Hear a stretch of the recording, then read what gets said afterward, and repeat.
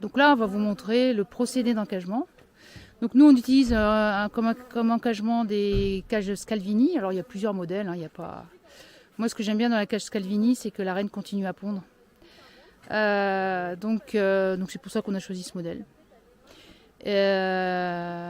Donc on va vous montrer ça. Voilà. On utilise en fait, voilà. Donc ça c'est typiquement la cage Scalvini.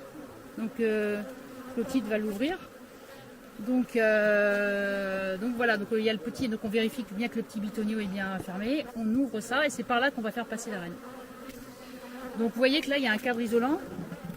C'est la méthode en fait, Monsieur Scalvini c'est ce qu'il préconise, donc c'est un cadre isolant qu'on a fait dans un cadre normal, donc avec de l'isolation du styrodure classique. Et là vous voyez qu'il y a des trous de part et d'autre, parce que ce qu'il a conseillé justement c'est que les abeilles puissent passer du cadre à l'autre et qu'ils soient vraiment entourés, que ça entoure la cage de la reine. Donc c'est pour ça que ces trous-là, c'est pas pour enfiler la cage, c'est vraiment pour que les abeilles passent d'un côté de l'autre.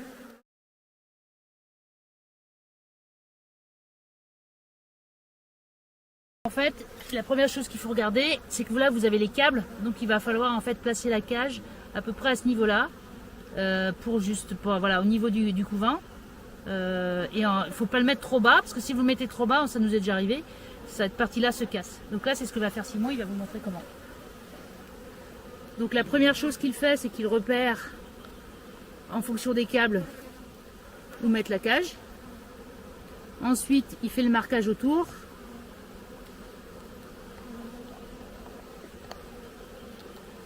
Voilà, pour repérer en fait l'emplacement de la cage.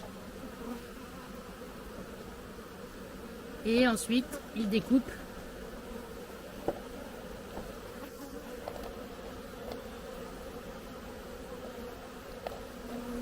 Voilà, découpage. Et derrière, il met la cage. Alors ce qui se passe, c'est qu'on fait rentrer la reine par le petit trou là, comme je vous ai montré. On vient de finir l'encagement, donc à chaque fois ce que l'on fait, c'est que on note, bien sûr qu'on a encagé avec notre appli, ce qui permet d'être sûr, parce que des fois ça nous arrive de ne pas trouver la reine, même si elle est marquée. Donc on note tout, on note l'encagement, on note aussi on a prélevé sur les colonies qui étaient fortes en varroa, on a prélevé un cadre de couvain, voilà, donc ça aussi on le note. Parce que ça va nous permettre après de savoir ce qu'on peut faire fin juillet, savoir si on peut retirer des cadres de couvain ou pas. Donc ça c'est vraiment important, on note ça aussi.